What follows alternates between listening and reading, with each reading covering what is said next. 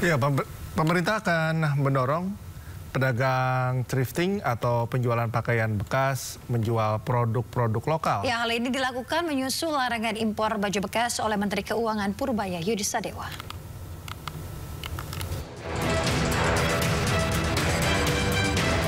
Kementerian Usaha Mikro Kecil dan Menengah mendapat tugas dari Presiden RI Prabowo Subianto untuk siapkan produk substitusi bagi pedagang thrifting menyusul penertiban impor pakaian bekas yang dilarang dalam aturan perdagangan. Langkah ini sebagai upaya agar para pedagang impor pakaian bekas tidak kehilangan mata pencahariannya. Terkait hal tersebut, Kementerian UMKM mendorong para pedagang thrifting beralih ke produk-produk lokal buatan UMKM, termasuk fashion dan pakaian dari produsen domestik. Menurut Menteri UMKM Maman Abdurrahman, banyak produk lokal yang berkualitas dan kompetitif dari segi harga, model, hingga tren fashionnya. Hal ini disampaikan Maman usai rapat terbatas dengan Presiden Prabowo di Kompleks Istana Kepresidenan Jakarta Selasa kemarin. Jadi gini, secara aturan tidak boleh melakukan impor barang bekas. Itu dulu, ini aturan ya. Namun kan di sisi lain, pemerintah juga tidak bisa membiarkan begitu saja kepada pengusaha-pengusaha yang memang sudah menjalankan.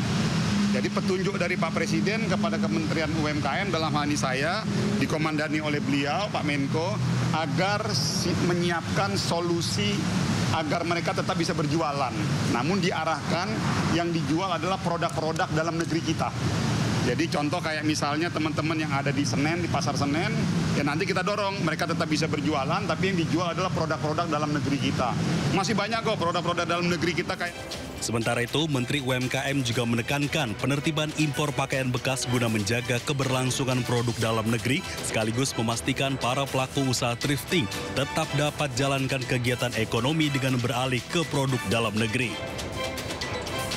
Tim Liputan iNews melaporkan. Ke informasi lainnya, pemirsa, KEK Lido bersama Balai Besar Taman Nasional Gunung Gede Pangrango atau TNGGP terus melakukan edukasi bagi pengunjung yang akan melakukan pendakian. Ya, edukasi ini menekankan pentingnya menjadi pendaki cerdas yang tak hanya mengejar puncak, tapi juga ikut menjaga keselamatan dan kelestarian alam Gunung Gede Pangrango, Jawa Barat.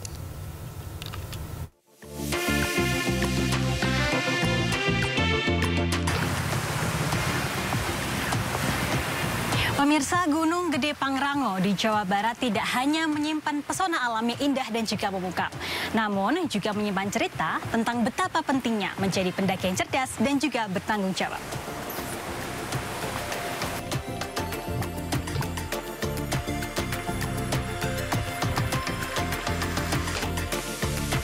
Balai Besar Taman Nasional Gunung Gede Pangrango terus mengedukasi pengunjung agar pendakian tak hanya menjadi ajang menaklukkan puncak, namun juga wujud kepedulian terhadap alam dan keselamatan diri. Kegiatan edukasi dilakukan langsung di lapangan. Petugas memberikan arahan di setiap pos pemeriksaan, termasuk tentang penataan sampah, pembatasan barang bawaan, hingga standar perlengkapan pendakian. Dari langkah sederhana seperti membawa pulang sampah hingga ikut menanam pohon, semua menjadi bagian dari upaya menjaga kelestarian Taman Nasional ini.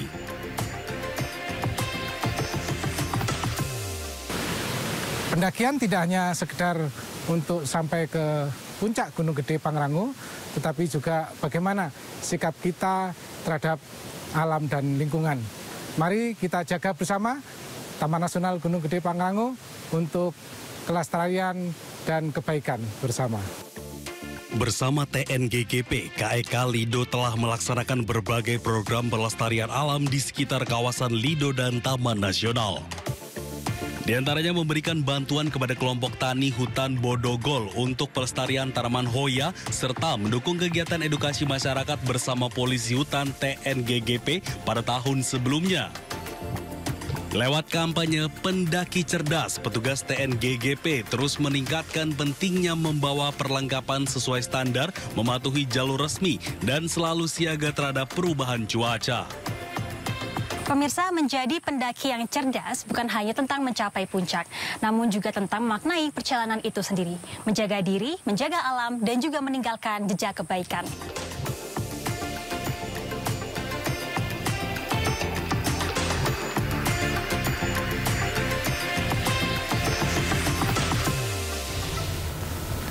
Enak ya kalau liputannya kayak gitu ya? Iya, Pengen seru ya? banget.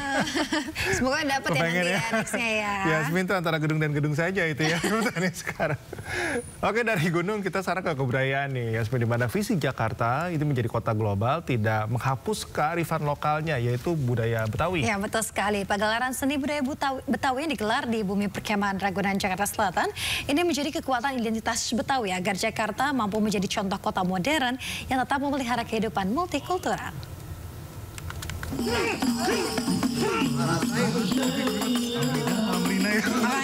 Jangan kebiasaan ngebalik. Halo pemirsa, saat ini saya tepat berada di Bukit Perkemahan Ragunan, Jakarta Selatan. Saat ini saya akan mengikuti parade atau pagelaran seni budaya Betawi.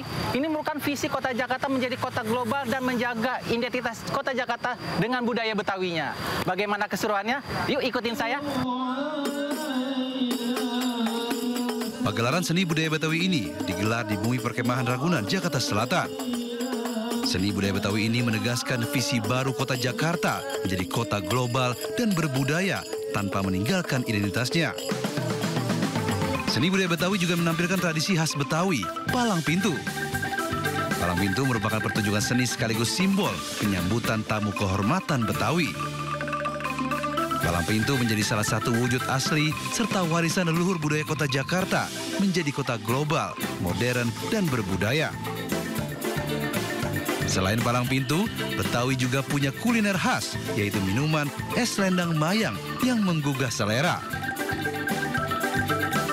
Konon minuman ini jadi simbol keindahan dan kelembutan budaya Betawi yang digambarkan melalui minuman yang berwarna-warna cerah.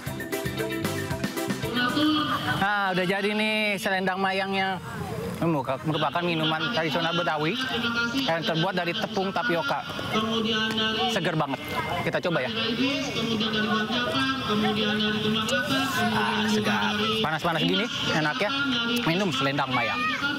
Semuanya terima kasih. Kegiatan yang digelar oleh Forum Lintas Organisasi Masyarakat DKI Jakarta ini menjadi salah satu cara untuk memperkenalkan kembali kekayaan seni dan budaya Betawi kepada generasi muda. Kita mempunyai budaya Betawi yang harus kita jaga. Karena memang selama ini banyak budaya Betawi ini dilupakan. Ya tentunya untuk mulai dari anak-anak tingkat SD harus kita sosialisasikan. Paling enggak kita ajarkan mereka, kita beritahu mereka di sekolah-sekolah. Silaturahmi ini tetap wujud terjaga. Dan tentunya kita sama-sama berharap bersama-sama kompak untuk menjaga Jakarta. Dan jangan lupa budaya Betawi, kota yang ada di Jakarta ini harus kita jaga dengan sebaik-baiknya. Kegiatan ini juga diisi dengan pameran produk-produk UMKM dan gerakan pangan murah sebagai bagian dari upaya mendorong ekonomi kreatif. Dengan visi Jakarta menjadi kota global, tidak menghapus kearifan lokalnya.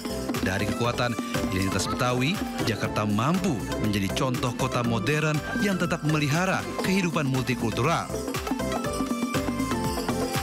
Melalui seni dan budaya Betawi, Jakarta mampu menatap dunia dan membuktikan diri sebagai kota global yang tetap menjaga budaya Betawi sebagai identitas diri kota Jakarta. Dari Jakarta, Bagus Prasetya Adi, Jemi Yasin melaporkan.